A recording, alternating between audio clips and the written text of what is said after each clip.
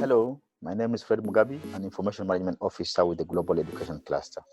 Welcome to Module 4, Session 4.2, Contact List Management. I will walk you through the process of managing a contact list. A contact list is an essential tool for cluster coordination.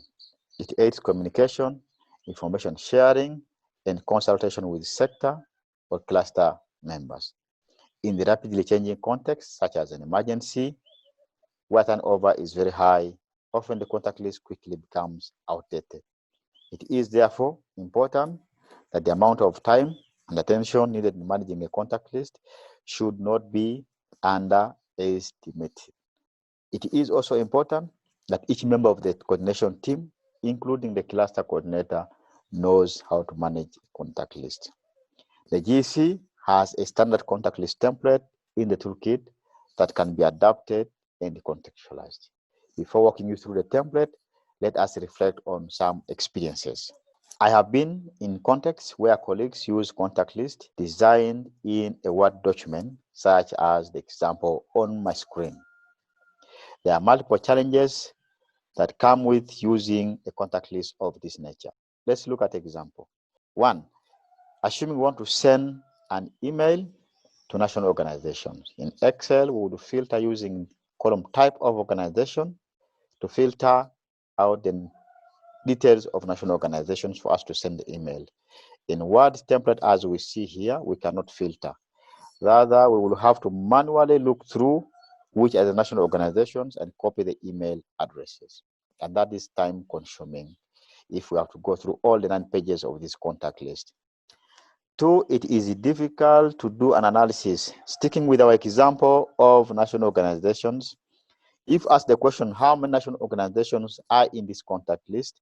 Again, we will still have to go through manually, looking out for the national organizations and doing the count. And some will, of course, have more than one individual in the contact list, and therefore there's a risk that we'll count such organizations more than once. Let us now go through the contact list template. On the screen is the standard GEC contact list template that we can adapt and contextualize. Let's quickly look at the different columns. Column A has name of organization, and as we see, it's based on a drop-down list, which is not available now because it is empty. Column B is the acronym, which is filled in automatically using a function called VLOOKUP. Same as column C, filling in automatically again. Column D is name of the individual. Some people would prefer separating this to first name and other name. If you have that kind, please add a new column and say first name and edit this to say other name. For purposes of this session, I will only keep one column and call it name. Position, important to add in, and telephone number as well. There are circumstances when we urgently need to contact some people, and so if we do not have the telephone numbers, we will not be able to reach them as quick as needed.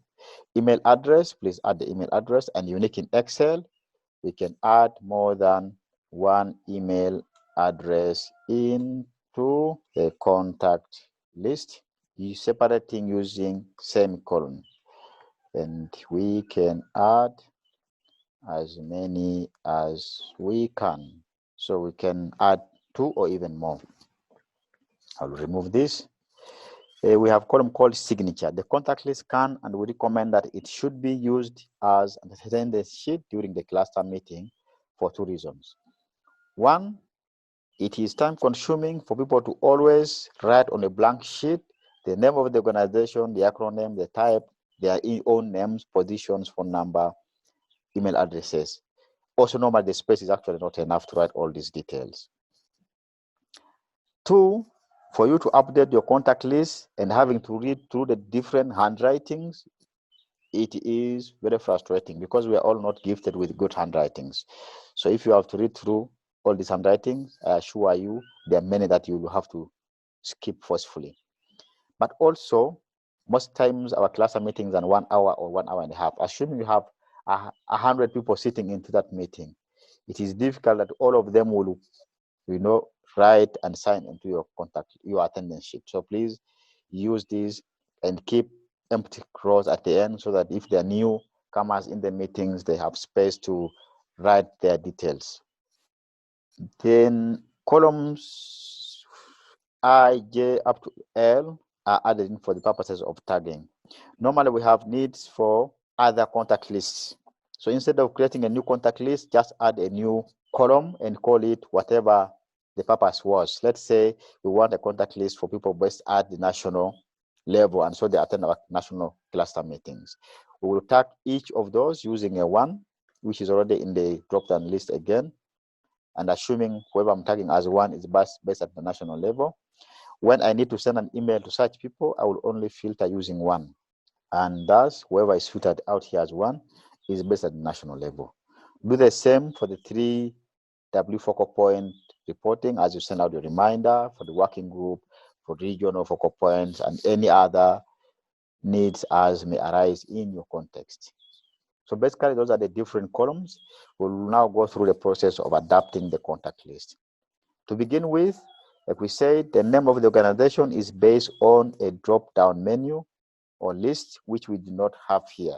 So basically, in the contact list, we only adapt columns A, B, C. The rest of the information, as you see, is filled in here based on our context. So what we will do is adapt and fill the information that is required to populate column A, B, C. And that is done in worksheet list.org. List.org has name of the organization, the acronym, and the type. It is this information in here that will be used to fill column A, B, C. So let's go here. And what we will do now is to go to our example of the contact list in Word. So we're going to transform this contact list from Word to Excel. And what we'll do is to copy all the information in here by selecting everything like this, or click somewhere in the contact list and a small icon on your topmost left-hand side will come up, and when you select it, all information in the table is selected. So basically copy, open up a new worksheet in Excel and paste all information. By default, Excel will shrink all the columns. Select all the columns again and click in the middle of one of the columns, and everything will expand based on the longest text in each of those columns. And we want to shrink a little bit so that we can see all the information on our screen. So we have the different columns in Excel now. We are not yet ready to copy and paste this information into our contact list for 2 reasons. One, that we will need to populate this list. And 2, we will need to rearrange our columns in the order of the contact list headers. So let's begin by rearranging our information based on this order. So we have organization, acronym, type, name, position, phone number, and all the others. So let's come here. How to rearrange? There are multiple ways, but the easy ones are either we create new columns and say we create one here for name of organization. So we'll come here and cut all the information and paste here. And we can do that for all the others, which is a little bit time consuming. Or we use the easiest way of select column D, since we want to move that fast. Column D, move your cursor to the beginning of column B, and your cursor will turn into a plus sign. Hit down the shift key and click. Once you move, begin to move, and once you move, the information will move up to the first column. Do the same for the acronym. Select column G, put your cursor again in the beginning of your column, hold down the shift key and move your information to wherever you want to put it. Do the same for type of organization.